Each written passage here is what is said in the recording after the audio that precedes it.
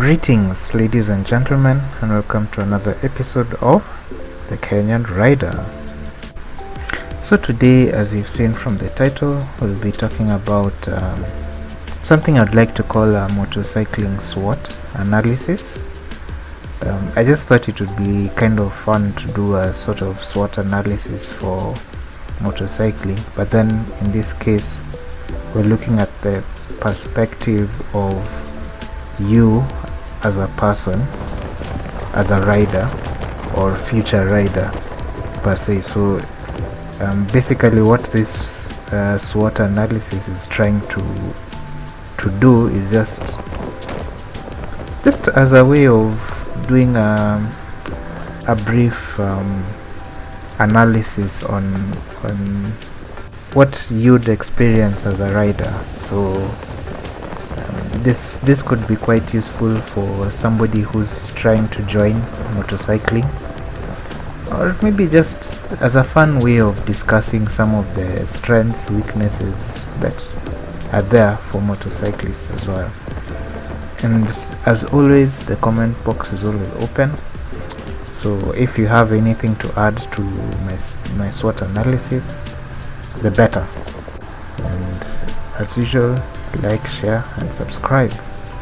So let's get to it. So I think what I'd like to say is, when you're doing a SWOT analysis,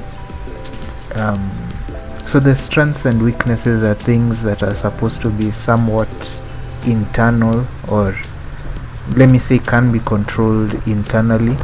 That's in any SWOT analysis that you do, whether it's a company SWOT or even just in this case things that you can control, while opportunities and threats are things that are more or less affected by the external environment that would not necessarily be under your control. So with that in mind, let's just start with the strengths. So one of the strengths of motorcycling is the fuel economy that you get.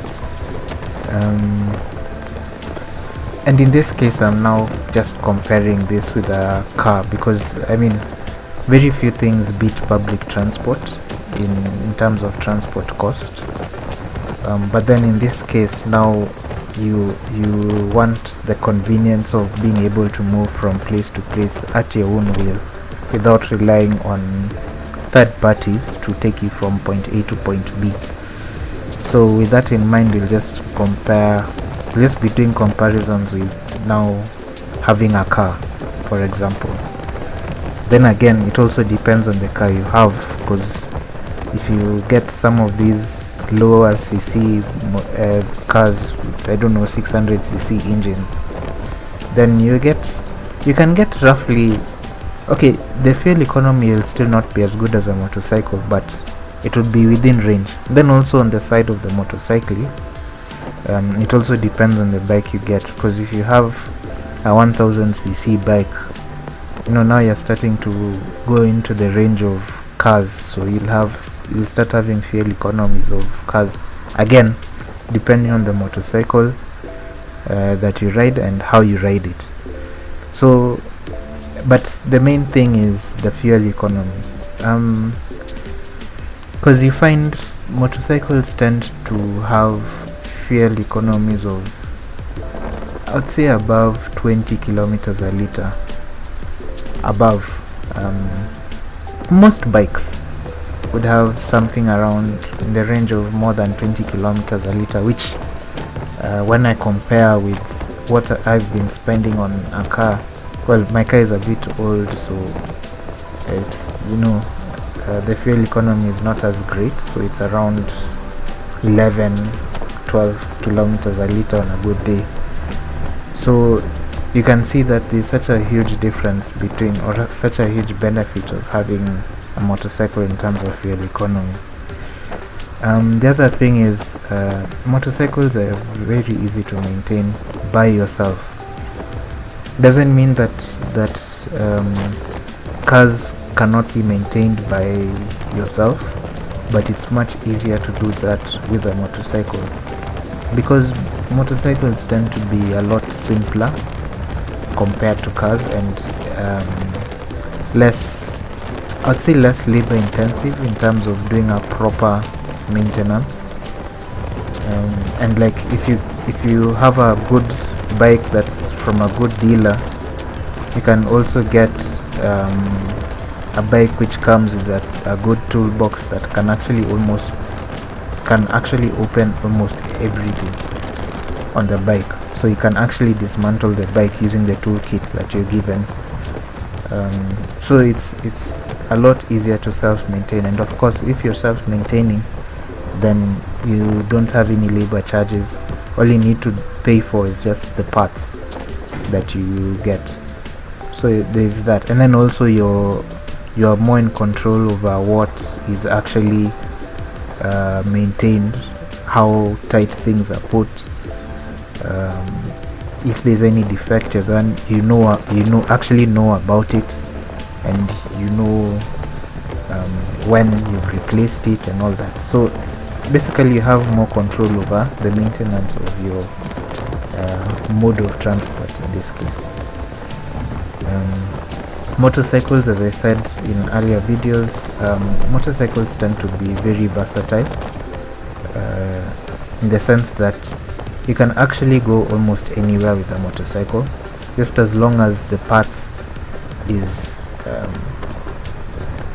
big enough for the motorcycle to fit, and motorcycles literally occupy very little space, so they can access more areas compared to cars.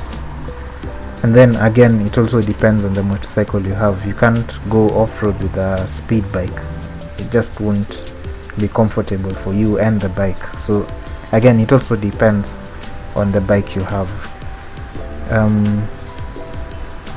It's actually cheaper, and I would say it's a really good experience to do these solo rides. You just decide to go on your own solo adventure very easily. Like there's very little that you have to do to worry about fuel. I mean, with 500 shillings you can get to a lot of places. And I don't know, it just feels there's this sense of thrill that you get when you're riding a motorcycle, because I'm pretty sure by the time you're actually curious in joining the motorcycle community, then you actually like riding bikes, and you know, you actually get that satisfaction of riding a motorcycle, you know, feeling the wind moving around you, and just being in control, being able to fit anywhere. There's just this sense of thrill. I'm sure the other motorcyclists watching this video would probably understand what I mean by that. Then you have very few stresses, like, I don't know, space to park your vehicle, your motorcycle. Like bikes, you can almost leave them anywhere, because or rather you can easily find a place to park. You don't have to worry about parking wherever you're going, because there will definitely be a space where the bike can fit. Yeah, those are just some of the few. I don't mean to do a very comprehensive SWOT, because that could take some time, and I'd like to cover everything in just one video. But again, it's a good point of discussion on the comments, so if you have any other points in addition to this, please feel free to add on to what I have. So what are the weaknesses? One of the weaknesses, or rather things that actually affect you directly, the one that most people fear, and that is accidents. Accidents on motorcycles tend to be more fatal than that of cars, and it's just the simple fact that in a car you're actually within a cage, a frame. The body of the whole car has to be deformed first before anything gets to you as the driver or passenger. But with a motorcycle, there isn't any barrier like that.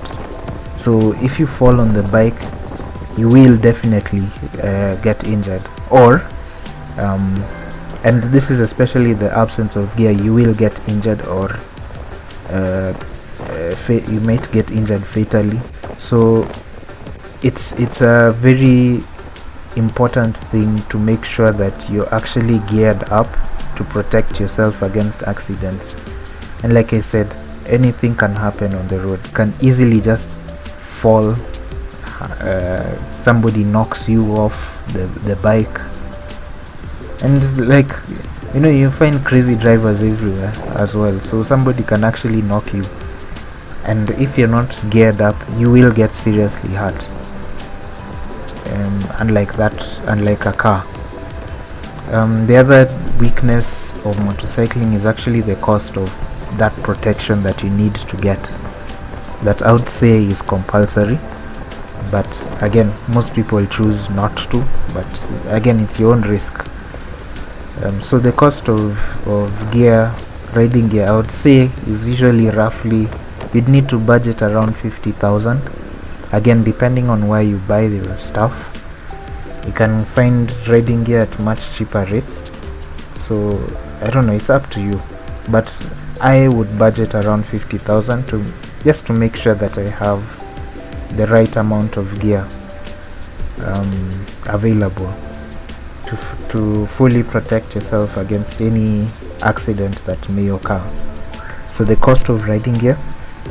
The other one is, with a motorcycle, you are unable to carry as much luggage as a car. In this example, yes, the bike that I have, the Taken 250, has the panniers in the top box, basically the side boxes and the top box, but even those three still cannot carry as much as a car. And even just those small 600cc cars, the boot space is large enough to carry a lot more than those boxes. Again, you can also increase the capacity, but I still don't think it can be compared to that of cars, unless now you start putting extra baggage around the motorcycles. You know, some people have bags that are connected to the front sides of the bike, or even you can have a backpack as well as the boxes. You can tie things around the boxes or around the bike. You can actually there are actually bags that you can put on the fuel tank. So again, it's up to you, but I would say that a car can still carry much more. Bikes carry fewer passengers. Standard bikes tend to be two-seaters, the rider and one passenger, known as a pillion. Again, compared to cars you can carry up to 5 people, so plus the driver, that is. So if you plan on going anywhere as a group and you have a motorcycle, you can only go there with one other person. Yeah, so when you have group activities, you can't really go in one vehicle. But then again,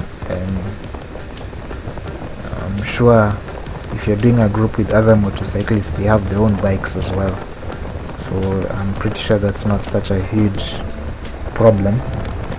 But for those who don't have a mode of transport, then yeah, that is an issue. What are the opportunities that are there? These opportunities, like I say, opportunities now encompass things that are happening around you that are not necessarily within your control. So in this case, one of the opportunities is there's a growing community in Kenya, and I'm speaking just based on my own environment, my own riding environment, and the community is growing. more and more people are purchasing bikes, especially private bikers. We are having more and more of them around, and that community is very friendly. Like, there are very many groups where people have discussions on motorcycling. There are even events. There's even an entire call it a body for motorcyclists that plans events every year. People get to meet up, socialize, network. So it's quite a growing and friendly community. You'll actually find that if you're a private bike and you have a private bike, even people who don't even know you, like, they even greet you along the way. Like, it's such a friendly environment. Group rides, and this is why I keep saying that group rides can be complex, because you don't necessarily have full control over the group ride, but group rides tends to be very, very fun, especially if you're with the right group. Group rides are very enjoyable, and those are some of the things you can look forward to when you actually end up riding. There's increasing diversity of motorcycles in Kenya, so Chinese bikes have started coming through a lot instead of the traditional European or Japanese bikes. Now the Chinese bikes are now getting into the market. I think we've also been having Indian brands around, so there's an increasing number of choices that you can have, especially as a beginner, because they're bringing a lot of beginner bikes into the market. Yeah, and motorcycles compared to cars are more affordable, and in Kenya it's much easier to get them 0 mileage. And I would always recommend people to get things 0 mileage if you can, if you have the financial might to, because you don't inherit problems from other people. So getting motorcycles at 0 mileage, very easy, very affordable compared to cars, so it's much better. What are the threats that you have? So other motorists are actually a threat, and I think this applies to almost everyone everywhere in the world, because first of all, you're not in control over who's driving or riding any vehicle around you.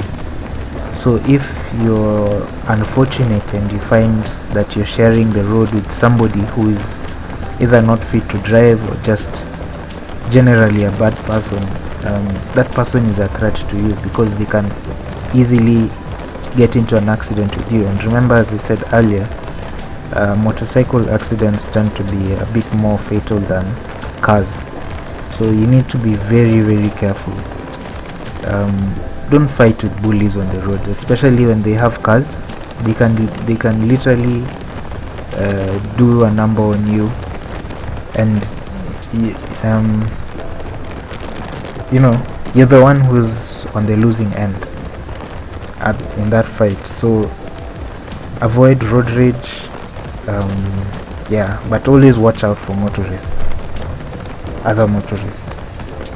Weather conditions, I'm sure most motorcyclists get worried when they see clouds above the air. Once it starts raining, if you don't have the right rain gear, you just end up disappointed. You'll get wet, everything of yours will be soaked, you'll become uncomfortable riding, the road itself becomes slippery. You can't just speed in rain unless you have, number one, the right tires, the right pressure in the tires, and you avoid puddles and paint marks on the road like a plague, because those things can easily make you slip and fall. You can easily get into an accident because of the rain. When it comes to theft, it's much easier to steal a motorcycle compared to a car, because if somebody just knows how the wiring of your bike works, then they can easily, the motorcycles are, I would say they're almost designed to, especially the simple bikes, they're almost designed to have standard bolts and screws in such a way that your toolkit is able to open almost everything within the bike. So if somebody has or rather knows those particular measurements, then they can literally open your bike up, easily hotwire your bike and go with it. So even as you're parking your bike anywhere, you need to be very careful where you park your motorcycle. Otherwise, it's very easy to steal a motorcycle, and once it's gone, it's gone. It's very hard to track a motorcycle, because especially if you have a really fast bike, within a short period of time it's already left your country, and once it leaves the country, it becomes even harder to track it. So so it's motorcycles are much easier to steal compared to cars. There's much less that is involved in stealing a motorcycle, so always be careful where you leave your motorcycle, otherwise it will be stolen, again depending on where you are. But I'll tell you, in my area, I think it's worth being very careful where you leave your bike, especially if you have a very valuable bike and one that is easy to resell. Another threat is flying debris. So I'm sure as a motorcyclist, for those experienced, you've actually had some encounters where you find pebbles are thrown from other cars and it actually hits you either on the chest, helmet, if you don't have gear, then your face, and those things can be very painful and can actually injure you, because they are being thrown at such a high speed from the tires of the vehicles in front of you.